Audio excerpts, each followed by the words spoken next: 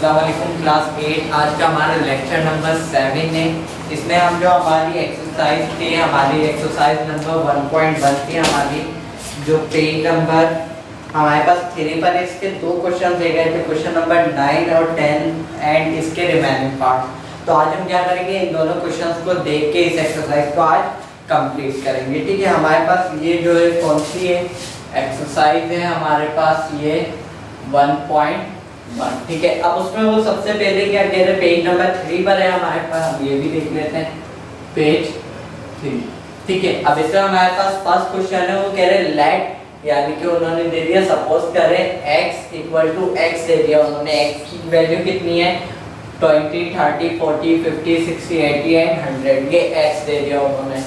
Find, मालूम करना है द नंबर ऑफ एलिमेंट्स, यानी कि इसमें कितने एलिमेंट्स हैं, of the following subsets of x, नीचे जो x के सबसेट दिए हुए उसमें, यानी कि x के सबसेट कौन से दिए हुए, क्वेश्चन नंबर 1 में a दिया हुआ है, 2 में b दिया हुआ है, 3 में c और 4 में d दिया हुआ है। यानी कि आप इसमें तो टोटल कितने एलिमेंट है, 1 2 3 4 5 6 7, टोटल 7 एलिमेंट है। इसमें अब हमें बता दें कि a में कितने एलिमेंट आएंगे, b में कितने आएंगे, c में कितने और d में कितने। ठीक है, और वैल्यू कौन सी यूज करेंगे हम, ये वाली x की।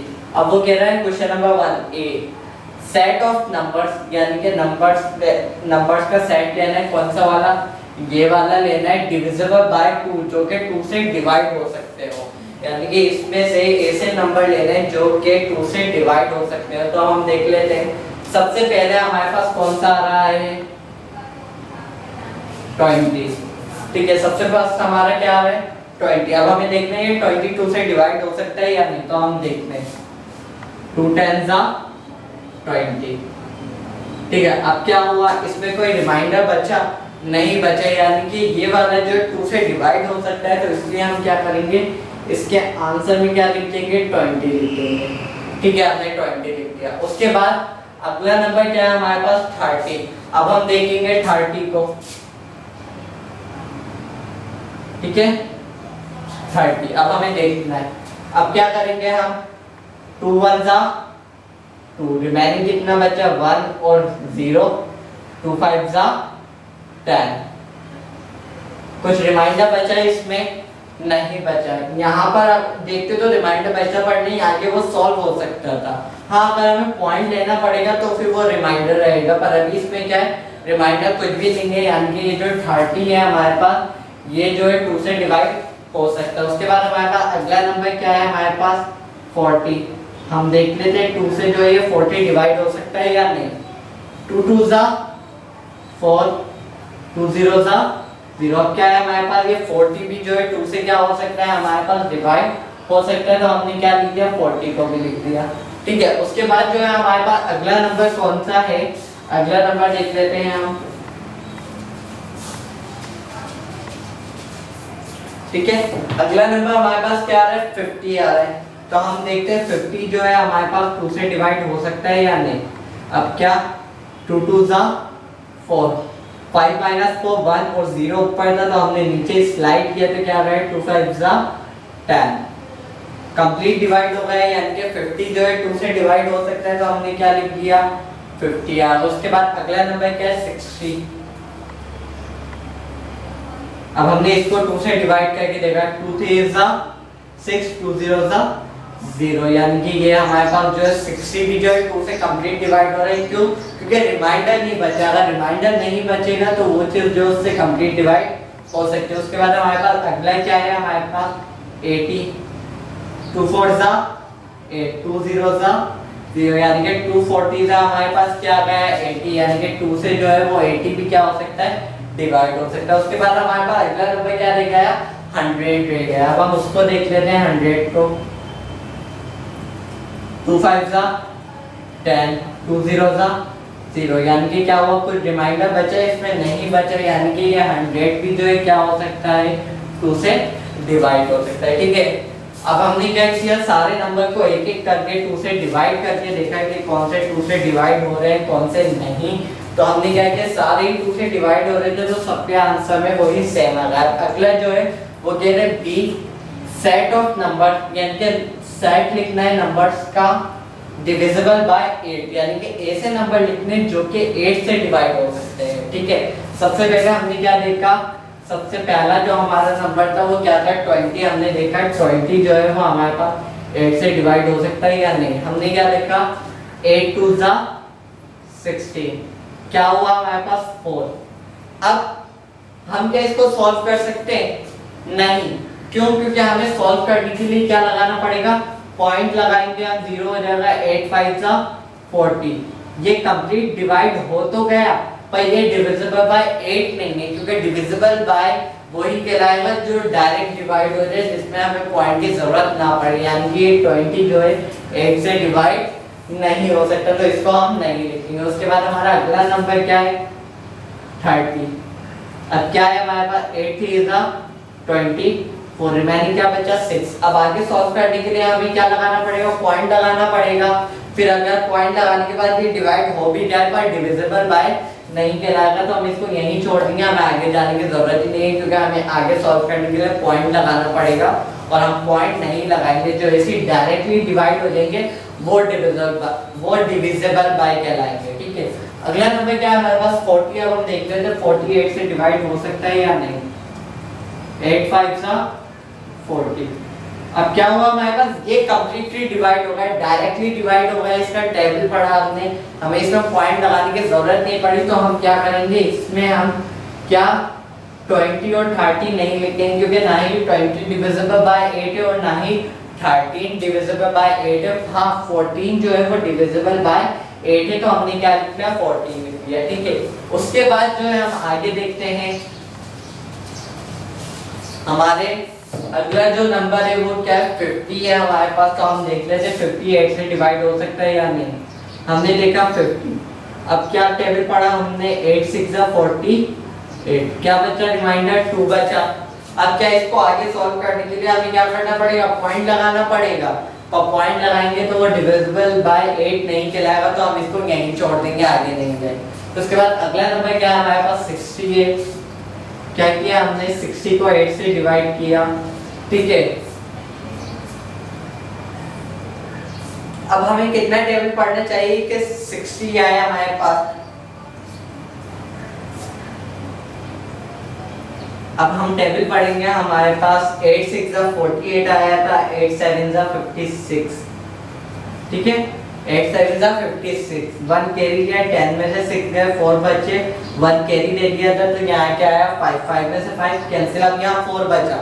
अब अगर मैं पॉइंट लगा के 0 लूं तो 8 5 जा 40, ये डिवाइड तो हो जाएगा पर ये डिविजिबल बाय नहीं कहलाएगा, क्यों? क्योंकि इसका आंसर क्या आ रहा है पॉइंट में, तो हम ये भी जो है छोड़ देंगे। इसके बाद अगला नंबर क्या आ रहा है हमारे पास 80 आ रहा है। अब हम देख लेते हैं 80 जो है 8 से डिवाइड हो रहा है या नहीं।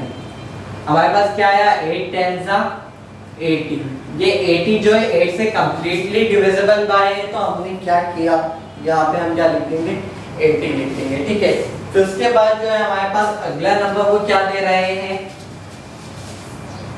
अगला नंबर उन्होंने क्या दिया हमें 100। अब हम देखते हैं हमारा 100 जो है वो 80 से डिवाइड हो रहा है या नहीं। अब 8 1 जा 8, अब क्या हुआ हमारे पास 10 में से 8 गए, 2 बचे और 20 का 20, 8 2 जा 16 4। अब मुझे क्या करना पड़ेगा, पॉइंट लगा के 0 लूंगा, फिर 8 5 जा 40, ये डिवाइड तो हो गया पर ये डिविजिबल बाय 8 नहीं कहलाएगी, क्योंकि आंसर किसमें आ रहा है पॉइंट में आ रहा है, तो हम ये 100 नहीं लिखेंगे, यानी कि ये हमारा क्या हो गया आंसर हो गया। ठीक है, अगला नंबर देखना है हमें। अब अगला नंबर हमें क्या देखना है, वो कह रहा है सी सेट ऑफ नंबर्स, यानी कि ऐसे सेट लिखने डिविजिबल बाय 15, जो कि किससे डिवाइड हो सकते हो 15 से डिवाइड हो सकते हो। अब हम सारे नंबर लेकर देखते हैं, हमारे पास सी सेट आएगा हमारे पास।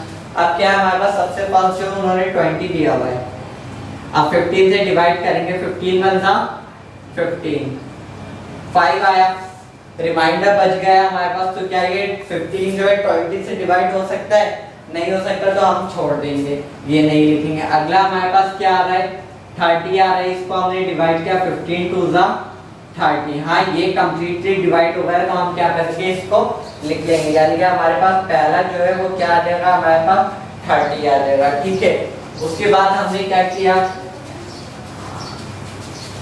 अब हमारे पास अगला नंबर कौन सा दे रहे हैं, वो 14 दे रहे हैं। अब क्या है, 14 भी डिवाइड नहीं होगा, कैसे, 15 टू ज़ा 30, 10 रिमाइंडर बच गया, तो ये भी क्या होगा, डिवाइड नहीं होगा। उसके बाद अगला नंबर क्या है हमारे पास 15, अब 15 इज 45, 5 रिमाइंडर बच गया, क्योंकि आगे सॉल्व करेंगे तो पॉइंट यूज करना पड़ेगा, पर हम पॉइंट यूज नहीं करेंगे। उसके बाद अगला नंबर क्या है हमारे पास 60, 15 फोर ज़ा क्या है हमारे पास 60 आए, ये कंप्लीटली डिवाइड हो गया, तो हम क्या करेंगे, ये लिख लेंगे। इसी तरीके से जब हम आगे चलेंगे तो 80 भी 15 से डिवाइड नहीं होगा और ना ही 100 से, ये जो है हमारे पास आंसर यहीं पे खत्म हो जाएगा। अब इसके जो टोटल 4 क्वेश्चन से 3 मैंने करवा दी, ये जो 4 थे ये आप लोगों का क्या है होमवर्क ही, आप लोगों को जो खुद करना है। इसमें वो क्या कह रहे हैं, सेट ऑफ नंबर, यानी कि नंबर्स का सेट लिखना है आपको, डिविजिबल बाय 25, जो कि 25 से डिवाइड हो सकते हो, ठीक है, ये आप लोगों को खुद करना है। अब हम क्या, अब हम देखते हैं, हमने अपना क्वेश्चन नंबर 9 डन कर लिया, हम अपने क्वेश्चन नंबर 10 की तरफ आते हैं। क्वेश्चन नंबर 10 में वो कह रहे हैं डिसाइड, यानी कि आपको ये तय करना है, which one is a subset of other, यानी कि कौन सा जो है किसका सबसेट है। यानी कि आपके पास क्वेश्चन नंबर 1 में दो चीजें दी हुई हैं, n एंड w। n का मतलब क्या है आपके पास, नेचुरल नंबर, ठीक है, n यानी कि नेचुरल नंबर है हमारे पास, और w क्या है हमारे पास, होल नंबर है। अब आपको पता होना चाहिए नेचुरल नंबर कहाँ से शुरू होते हैं, हमारे पास 1 से शुरू होते हैं, 1 2 3 4 5 और अनकाउंटेबल होते हैं।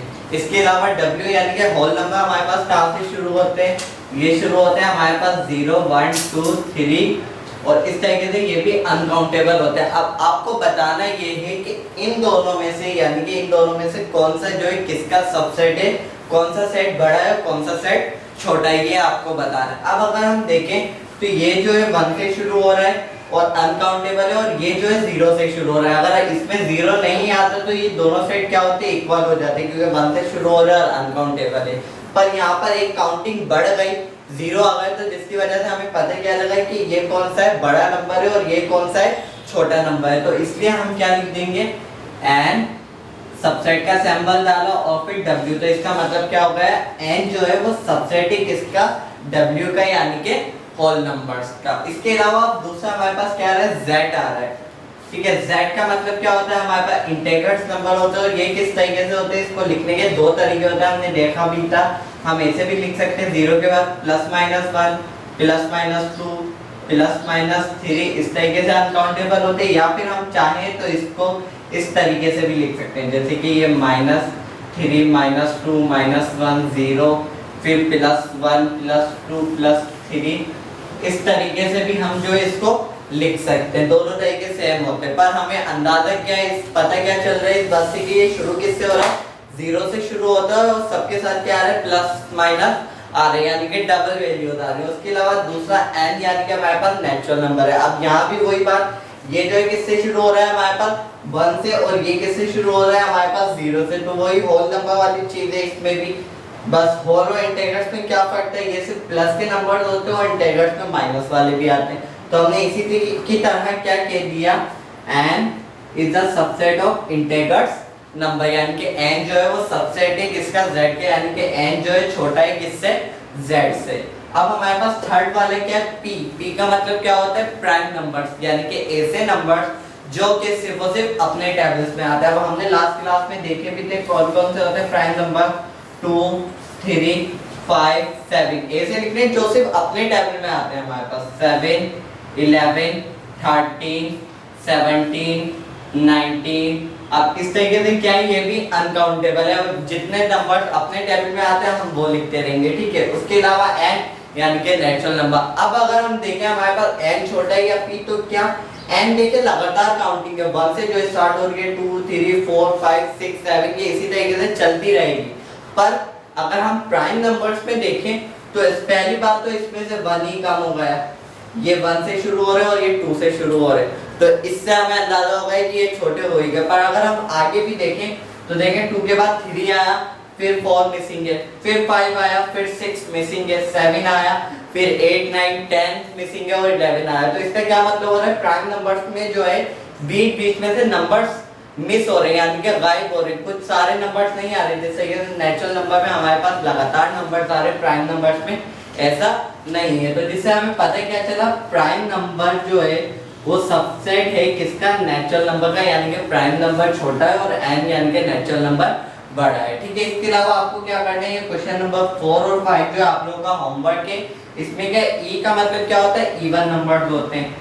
ठीक है, इवन नंबर्स क्या मैंने बताया भी थे, 0 2 4 6 8, बस हम इतने ही लिख लेते हैं, क्योंकि अगर हम आगे 10 लिखेंगे तो उसके लास्ट में 0 आता है, 12 लिखे तो उसके लास्ट में 2 आता है, तो बस हमें ये 5 याद रखने होते हैं। ठीक है, अब आपको बताना है ई यानी कि ये छोटा है या फिर ये z छोटा है, ये आपको देख के उसका होमवर्क करना है। फिर उसके अलावा क्यू, अब क्यू वाला मैं ये क्वेश्चन नंबर 6 आपको करवा देता हूँ, फिर जो क्वेश्चन नंबर 5 आप लोग खुद कर सकते हैं। ठीक है, अब क्वेश्चन नंबर 6 में क्या है आप लोगों का, सबसे पहले z, ये हमारा न्यू नंबर आया, अभी तक हमने z सॉल्व नहीं किया था, यानी q सॉल्व नहीं किया था। हमारे पास q क्या है,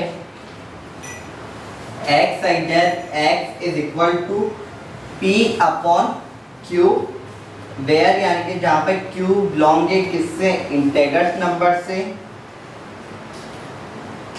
p बिलोंग करता है इंटीजर्स नंबर से, और z is not equal to 0, यानी कि ये सेट किस तरीके से, यहाँ पर जो है आपका अपॉन में होती है वैल्यूज। ठीक है, अपॉन में आती है, जैसे कि 1/2 3/5 0/2 इस तरीके से। पर क्या वो बता रहे हैं ऊपर वाली वैल्यूज जो है यानी कि p जो है वो बिलोंग किससे करते हैं, z से, और नीचे वाली वैल्यू q यानी कि वो क्या है, 0 नहीं होती, बस यानी कि 0 के अलावा कुछ भी हो सकती है, यानी कि वो पूरे नेचुरल नंबर हो सकते हैं 0 के अलावा। जैसे कि अगर मैं p इंटीजर्स में से मैं ले लेता हूँ 3 ले लिया मैंने। ठीक है, अब मुझे डिवाइड में क्यों लिखना है, मैं 0 के अलावा कुछ भी लिख दूं तो वो मेरा कौन सा नंबर बन जाएगा, q यानी कि रैशनल नंबर। ठीक है, q का मतलब क्या होता है, रैशनल नंबर। अब अगर हम देखें तो हमारे पास e आ रहा है, e में कौन कौन से हमारे पास, इवन में 0 2 4 6 8, बस हमारे पास ये 5 है। पर q यानी कि रैशनल नंबर में हमारे पास 5 से ज्यादा भी हो सकते हैं, तो इसलिए हमने क्या किया, हमने सिंपल सा लिख दिया इसमें e is a subset of q, यानी कि हमने बता दिया e जो है इवन नंबर जो है वो सबसेट है किसका, हमारे पास q का, यानी कि रैशनल नंबर्स का। ठीक है, अब यहाँ पर o आ रहा है, o का मतलब क्या है, हमारे पास ऑड नंबर आप लोगों को पता है, और ऑड नंबर क्या होता है, 1 3 5 7 9, ये हमारे पास क्या होता है, ऑड नंबर्स हैं। अब अगर आप लोग चाहे रिवीजन करना है इन नंबर्स का, तो आपको पेज नंबर 1 पर जो है ये सारे नंबर्स लिखे हुए भी हैं, इनके नाम भी लिखे हुए, इनके सैंपल भी लिखे हुए, तो आप यहाँ से भी देख सकते हैं। ठीक है, आज के इस लेक्चर नंबर 7 में हमने क्या किया, हमारी जो एक्सरसाइज नंबर 1.1 थी वो हमने कंप्लीट कर ली। आज आप लोगों को 3 क्वेश्चन होमवर्क मिले, क्वेश्चन नंबर 9 का पार्ट 4 और क्वेश्चन नंबर 10 का पार्ट 4 एंड 5, ये आप लोगों को होमवर्क करना है। अगले लेक्चर में जो है हम नेक्स्ट एक्सरसाइज के हवाले से सॉल्विंग करेंगे। तो आज के लिए इतना ही।